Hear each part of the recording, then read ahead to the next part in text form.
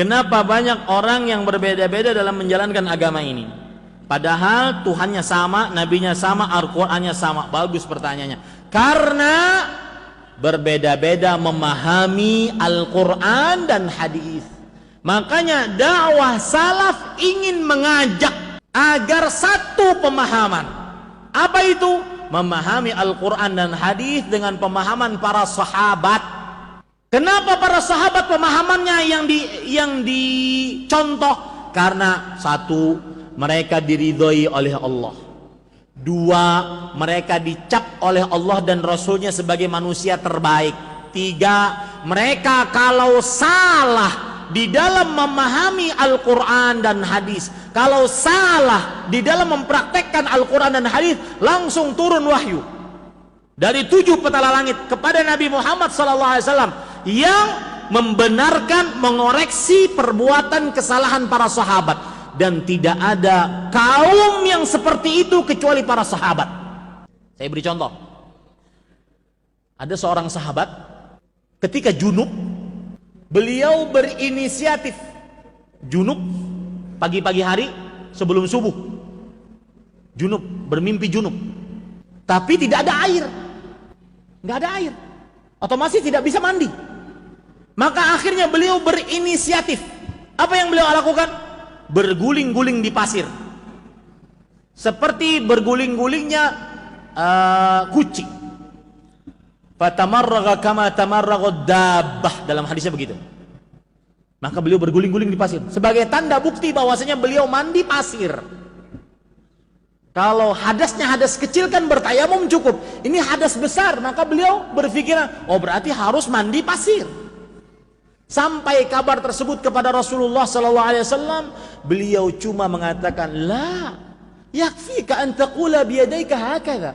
Tidak, cukup kamu lakukan begini. Pegangkan tanganmu ke dinding. Kemudian kalau ada debu maka tiuplah, kemudian usapkan ke wajahmu, kemudian usapkan ke kedua telapak tanganmu. Selesai urusan. Lihat, yang salah dibenarkan melalui wahyu. Itu tidak pernah terjadi kecuali siapa? Kepada kaum siapa? Sahabat. Makanya saya mengajak kepada kaum muslimin, ayo ke ajaran salaf. Apa maksudnya?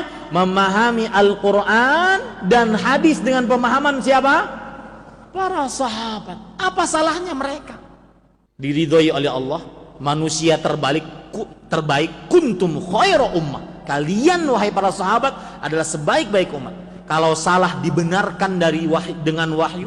Yang keempat, orang Arab paling paham tentang bahasa Arab dibandingkan orang kita. Yang kelima, langsung gurunya Rasulullah SAW. Yang keenam, beliaulah pelaku sejarah. Hadis itu turun, ayat itu turun. Mereka tahu, paling paham tentang ayat Al-Quran, hadis Rasulullah SAW. Apa kurangnya? Ustadz, kan ada madhab. Madhab Abu Hanifah, Imam Malik, Imam Syafi'i, Imam Ahmad. Kemana ini madhab? Maka kita katakan, imam-imam itu pun ikut siapa? Para sahabat. Dan saya katakan dengan tegas, tidak mengapa Anda belajar madhab Syafi'i.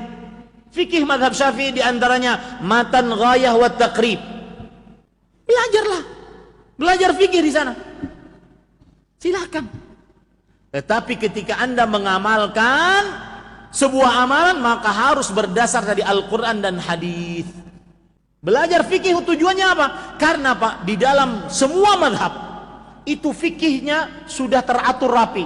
Dari mulai toharah, kemudian bejana, masalah air, masalah berwudu, mandi, tayamum, mengusap di atas sepatu, mengusap di atas jilbab, terus sampai sholat, puasa, zakat, teratur rapi. Di dalam madhab begitu. Maka silahkan Anda belajar madhab. Bahkan saya katakan, silahkan Anda mengatakan saya madhab Syafi'i. Boleh, tidak ada yang melarang. Asalkan kalau beramal harus berdalil dari Al-Quran dan Sunnah yang dipahami oleh para sahabat. Nah itu sebabnya yang bertanya ini, kenapa Tuhannya kan sama, nabinya sama, kitabnya sama, yang beda apanya? Pemahamannya.